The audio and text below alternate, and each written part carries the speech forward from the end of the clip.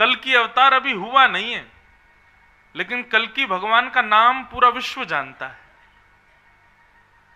जन्म अभी ठाकुर जी का हुआ नहीं है, लेकिन उससे पहले नाम विद्यमान है। यही ठाकुर जी के नाम की प्रधानता, विशेषता, और इसीलिए उनका नाम परम सत्य है। कलयुग केवल नाम आधारा। कलयुग में नाम को आधार क्यों कहा गया? नाम एक नौका है, नदी पार हो जाएगी उस नौका पे बैठने से। इसी नाम के सहारे सूरदास जी ने ठाकुर जी को पाया, इसी नाम के सहारे ध्रुव प्रहलाद ने ठाकुर जी को पाया, इसी नाम के सहारे भक्तिमती मीराबाई ने ठाकुर जी को पाया। किसी ने भी सीधे ठाकुर जी का दर्शन नहीं किया, नाम का आश्रय लिया, और उस नाम के आश्रय से सब हो गया। इसलिए कभी कभी मन में भाव आता है कि श्री वेदव्यास जी महाराज ने भगवान के नाम को वंदन किया। सत्यम परम धीमहि, मैं परम सत्य भगवान के नाम को वंदन करता हूं। नाम में बड़ी सामर्थ्य है। भूत पिशाच निकट नहीं आवे। कब? महावीर जब नाम सुनावे। केवल नाम। साइंस में, विज्ञान में दवाई खानी पड़ेगी तभी रोग दूर होगा, लेकिन हमारे हिंदू वैदिक सनातन धर्म में कवचों का पाठ कर लो, स्तोत्रों का पाठ कर लो, या पाठ सुन लो, उससे बीमारी ठीक हो जाती है।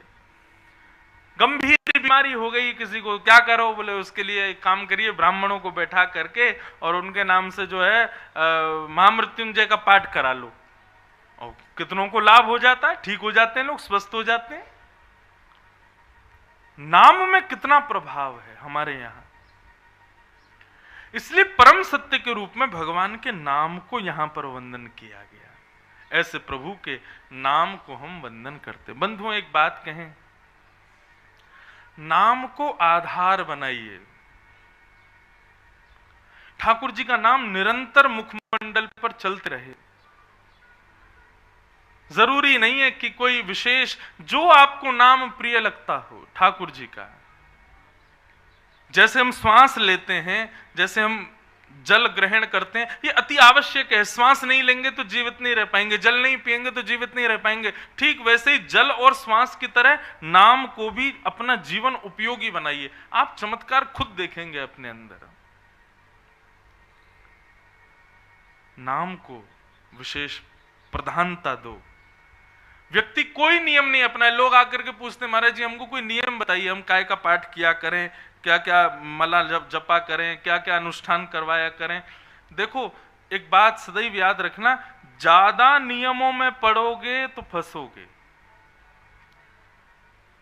बहुत ज्यादा नियम नहीं होने चाहिए। कई लोगों के इतने नियम होते हैं कि उनकी वजह से सब परेशान होते हैं।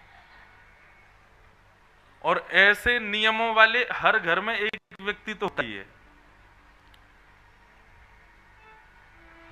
हनुमान चालीसा का पाठ चल रहा है, हनुमान चालीसा के पाठ के बाद फिर दुर्गा सप्तशती का पाठ करेंगे, दुर्गा सप्तशती का पाठ, फिर गणेश जी के उनके स्तोत्रों का पाठ करेंगे, फिर उसको रखने के बाद फिर नारायण कवच का पाठ करेंगे, उसको करें, रामायण जी की चौपाई पढ़ेंगे, फिर उसे सुंदरकांड का पाठ करेंगे, और पाठ करते भी जाएंगे। बीच में ब्रेक मिलता है, चाय पी आते हैं, उसी बीच में ब्रेक मिल के पपीता खाए आते हैं, उसी बीच में ब्रेक मिलता है, दूध पी आते हैं, और नियम उनके चल ही रहे हैं। नहीं अभी नहीं कर सकते, अभी नियम चल रहा, अभी सुंदरकांड रह गया हमारा। हाथी के पांव में सबका पांव, और वो हाथी का पांव है भगवान का नाम।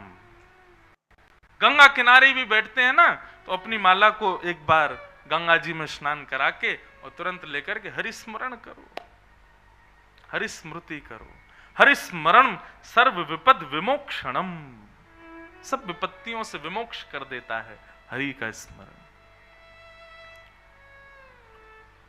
हरि नाम, कृष्ण नाम, गोविंद नाम, गोपाल नाम, इस नाम का आश्रय लीजिए। परिवर्तन आप देखेंगे स्वयं में।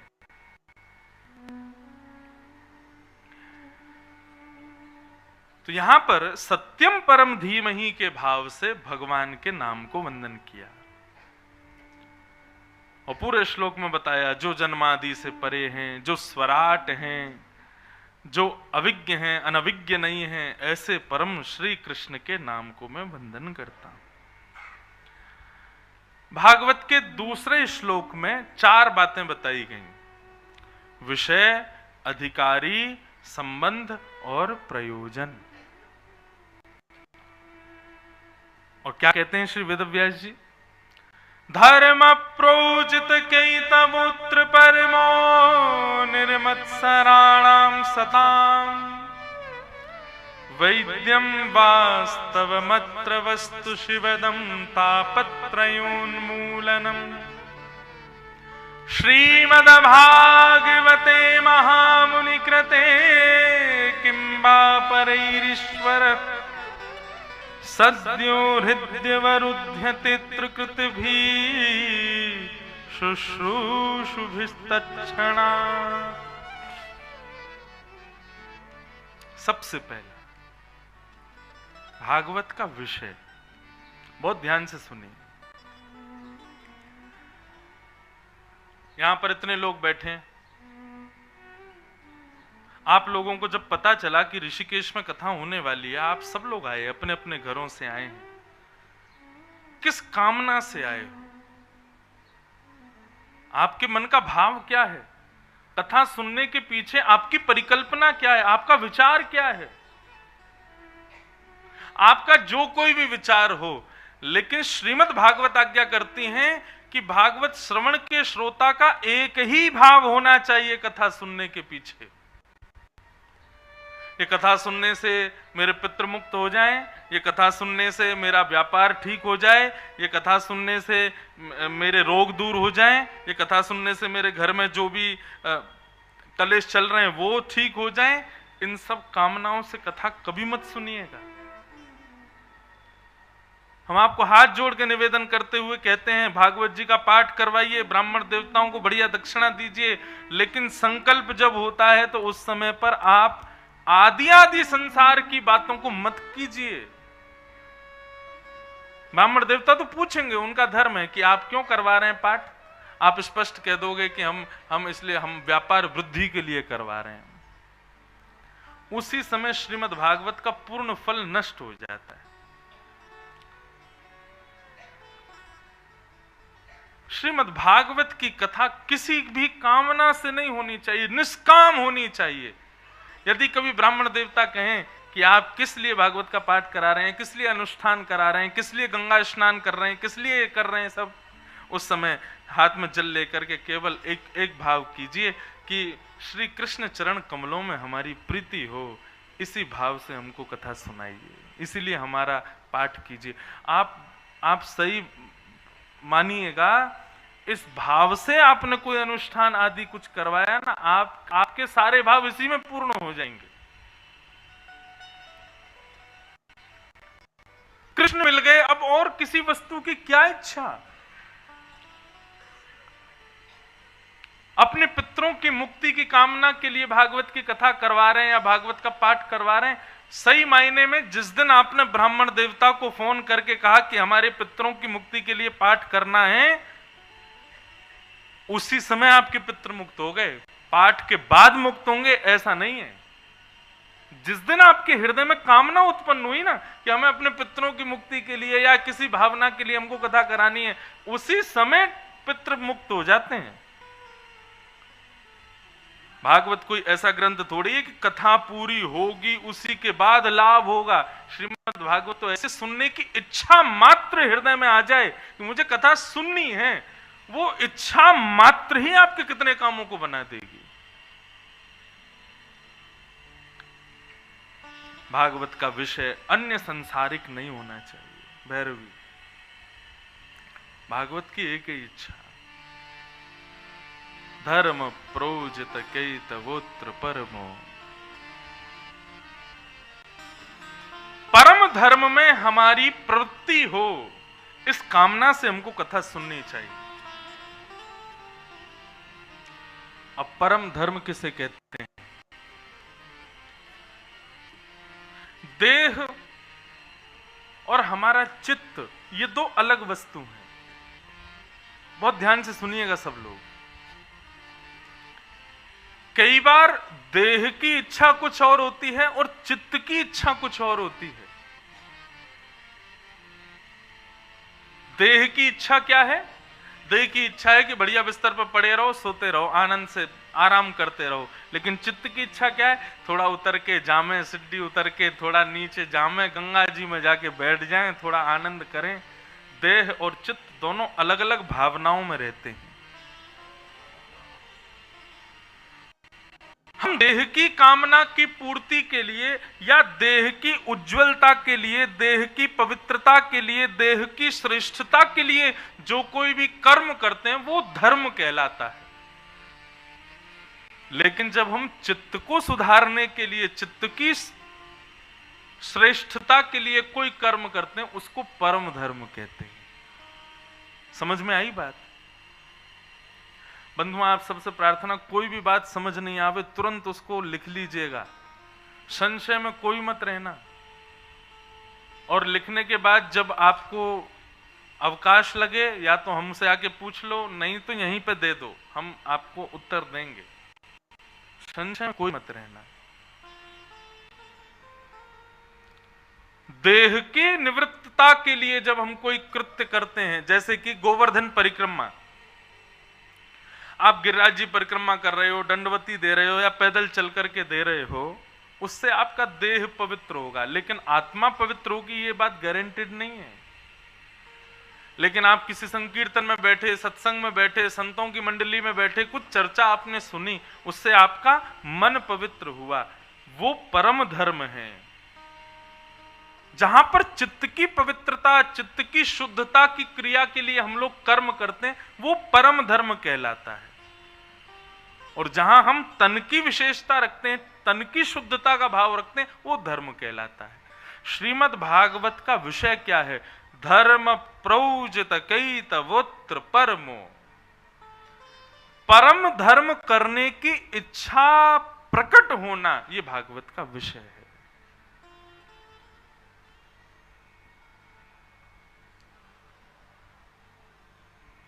आत्मा की निवृत्ति, चित्त की पवित्रता, इन विषयों को केंद्र में लेकर के जो हम कृत्य करते हैं वो परम धर्म कहलाता है। सीधी बात, हमारे शरीर का सम्मान हो, शरीर का कल्याण हो, वो धर्म, लेकिन हमारी आत्मा पवित्र हो, आत्मा का कल्याण हो, वो परम धर्म। आपने बिजनेस किया, नाम कमाया, यश वैभव सौरत कमाई, 3 समय की रोटी कमाई, एक समाज में अपना नाम कमाया, ये आपने धर्म किया है। लेकिन मृत्यु के बाद आपकी आत्मा को भगवान शिव भी आशीष दे रहे हैं, नारायण भी आशीर्वाद दे रहे हैं, देवता भी उसको अपने वैकुंठ में पाकर के आनंदित हो रहे हैं, वो परम धर्म है।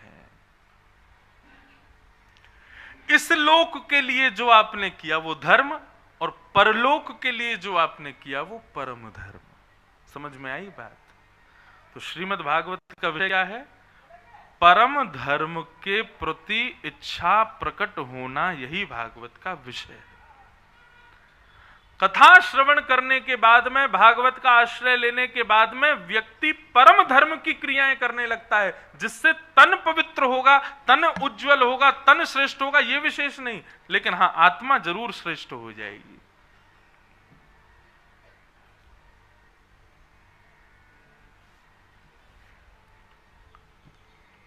सब लोग सावधानी से सुनो, इधर देखो, यहां देखो, कथा सुनो। एक सेकंड के लिए भी इधर उधर नहीं हुआ करो। मैं जैसे आपको देख रहा हूं, आप भी मुझे देखो, ना आपको मेरी नजर लगे, ना आपको आपकी मुझे लगेगी। हाँ, आप इतनी दूर से मुझे ही देखने आए और मैं इतनी दूर से आपको ही देखने आया हूं, इसलिए एक दूसरे को ही देखो।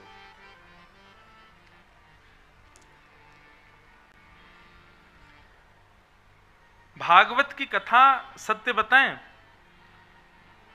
व्यास मंच पर बैठने का अधिकार अध्ययन प्रदान करता है। आप गुरुजनों से जो पढ़ते हैं वो आपको अधिकार देता है यहां बैठने का, लेकिन कथा कहीं अध्ययन से नहीं जाती।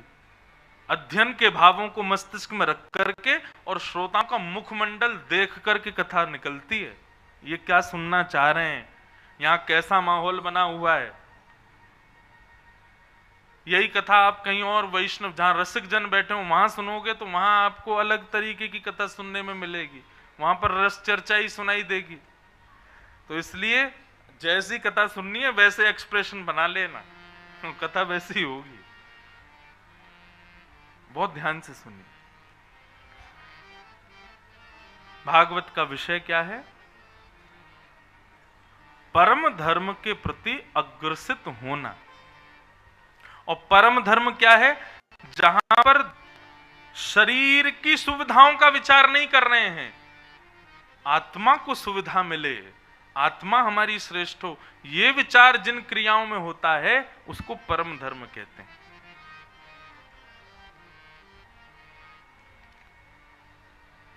अब आप कथा में बैठे हो, कई लोग नीचे बैठे हैं, कई ऊपर बैठे हैं, जैसे भी बैठे हैं सब लोग बैठे हो, ये आप अपने तन के लिए नहीं बैठे, यहां पर आपके शरीर को कुछ भी नहीं हो रहा है। आप लोग यहां बैठे केवल और केवल अपनी आत्म संतुष्टि के लिए हो। ये परम धर्म है। हम लोग गंगा स्नान करने जाते हैं। कल मैं कथा के बाद गया था, जैसे ही पांव गंगा जी में पधराए तो 2 मिनट को लगे पांव है ही नहीं है। और जब मूड भीतर घुसाया, डुबकी लगाई तो लगा कि एक क्षण के लिए शरीर ही नहीं है। एक प्रकार से गंगा स्नान शरीर मना करेगा कि अरे भाई यहां से बाहर निकालो मुझे, लेकिन हम वहां पर फिर भी पुनः पुनः जा जा करके, ठंड लग रही है, हाथ पांव सुन्न पड़ गए और कटकटी चल रही है, फिर भी हम कूद कूद के नहा रहे हैं। क्यों? आत्मा की प्रसन्नता के लिए। ये गंगा है, ये जल नहीं है, ये साधारण नदी नहीं है, साक्षात गंगा है, भगवान के चरणों का चरणोदल है, ब्रह्मा के कमंडल से उत्पन्न है, शिव की जटाओं से प्रकट है। देखो, ब्रह्मा विष्णु महेश तीनों का स्पर्श है गंगा को। नारायण के चरण, ब्रह्मा का हृदय और शिव का मस्तिष्क, तीनों का प्रवेश, तीनों का स्पर्श है गंगा को। हम अभी बद्रीनाथ नहीं जा पा रहे, हम अभी केदारनाथ नहीं जा पा रहे, लेकिन बद्रीनाथ केदारनाथ का स्पर्श करके गंगा यहां आ रही है। कितने तीर्थ, कितने दिव्य स्थान उत्तराखंड की भूमि पर, ऊपर पहाड़ों पर है, हम सब जगह नहीं जा पा रहे, लेकिन गंगा सबको प्रणाम करके आपके पास आ रही है। हम इसलिए शरीर का वहां ध्यान नहीं धरते। तुझे ठंड लगे तो लगे, तू कप कपाए तो कप कपाए, तेरे हाथ पांव टूटे तो टूटे, हम तो कूदेंगे। ये कहने को एक मजाक की बात है, लेकिन यहां पर यदि आप गंभीरता से इस पर विचार करें तो आप वहां पर देह के अभिमान को भूल करके अपनी आत्म प्रसन्नता के लिए गंगा में प्रवेश करते हैं। यही परम धर्म है।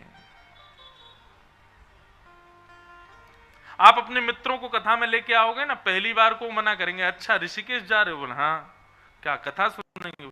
आप सुनना कथा, हम तो डोलेंगे। वो कोई नहीं, एक दिन सुन लेना, तुम्हारा मन करे तो। हाँ ठीक है, पीछे बैठ के सुनेंगे। अब पीछे बैठ के वो कथा तो सुनते हैं, अब उनके लिए प्रायोरिटी देह है, उनके लिए चित्त प्रायोरिटी नहीं है। उनको ये है कि देह को घुमाना है। लेकिन जब वो कथा में बैठते हैं और थोड़ी बहुत देर कथा सुनते हैं तो उनके चित्त को प्रसन्नता होने लगती है। तब उनको लगता है देह का सुख सूक्ष्म है, चित्त को जब सुख मिलता है वो ब्रह्मानंद के समान होता है। आगे आगे बैठ के कथा सुनने लगते हैं। फिर ये परम धर्म।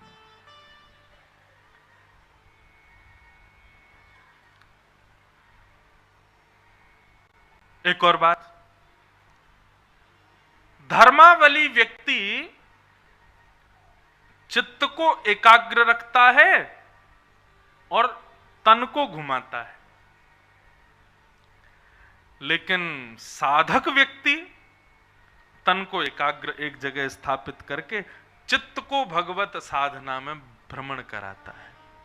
आप लोग बैठे ऋषिकेश में, लेकिन कथा सुनते सुनते जब आगे चरित्र आएंगे जड़ भरत के, तो आप पहुंच जाओगे जड़ भरत के लीला में। ऐसा लगेगा जड़ भरत मेरे सामने ये लीला कर रहे हैं। आपका चित्त भ्रमण करेगा, देह यहीं बैठा रहेगा।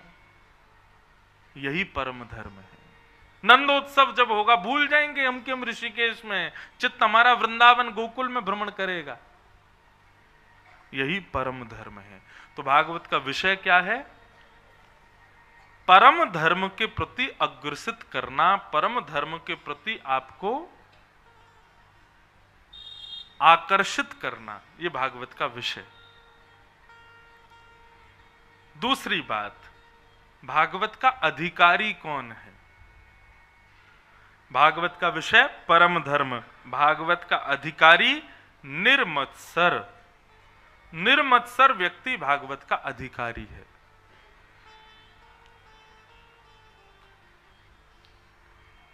आप सब लोग यहां बैठे हैं, लेकिन वास्तव में मैंने एक बात आज कथा के प्रारंभ में कही, आप कथा को स्वीकार करो, ये साधारण बात है।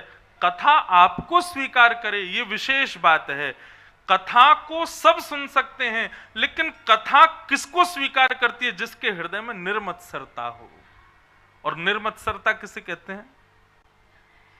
एक दोष होता है मानव का, और वो दोष होता है मात्सर्य दोष। मात्सर्य दोष कैसा होता है? इसमें व्यक्ति अपने दुख से कम दुखी होता है, दूसरे के सुख से ज्यादा दुखी रहता है। वो इतना सुखी क्यों है? वो इतना सुंदर क्यों है? वो इतना अच्छा क्यों लग रहा है? वो इतना बढ़िया क्यों कर रहा है? वो इतना अच्छा कमा क्यों रहा है? उसके पास इतनी सब उपलब्धियां क्यों हैं? हम इसी बात से चिंता में बैठे हैं कि उसके पास ऐसा क्यों है। ये निर्मत्सर व्यक्ति का लक्षण है। ये ऐसे व्यक्ति मात्सर्य दोष से जो युक्त हैं, उनको कथा स्वीकार नहीं करती।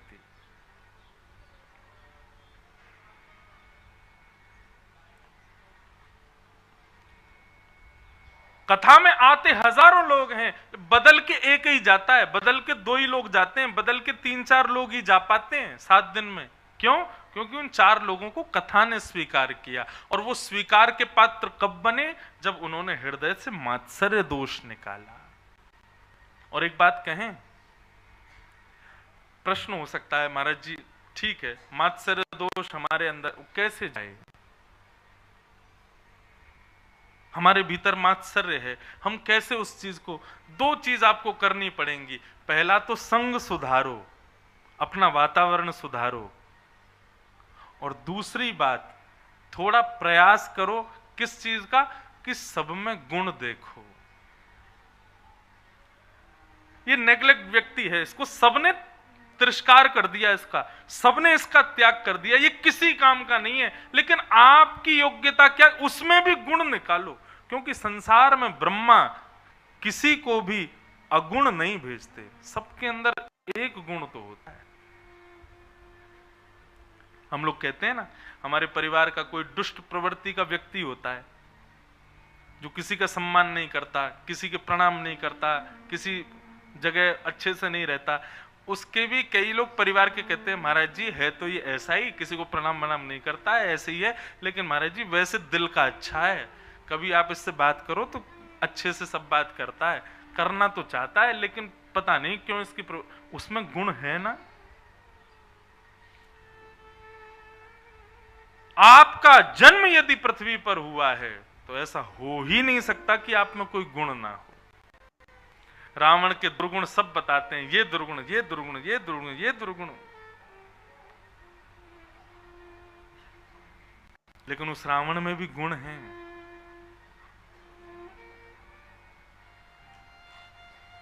किशोरी जी का स्पर्श नहीं किया जब तक उनकी इच्छा नहीं हुई। रावण ने स्पष्ट कहा था, आपका स्पर्श मैं तब करूंगा जब आप मुझे स्वीकार करोगे, तब तक आपको छूंगा नहीं मैं। था तो राक्षस, और राक्षस इतनी मर्यादा का कहां पालन करता है? राक्षस इतना विचार कहां करता है? जिसको पकड़ना है, जिसको मारना है, जिसके साथ जो करना, राक्षस के लिए तो सब छूट है। लेकिन रावण इतना भी विचार कर रहा है, ये उसका गुण था, और इसी गुण की वजह से उसकी मृत्यु जगत नियंता जगदाधार राम के हाथों हुई। उसकी मृत्यु योग्य थी।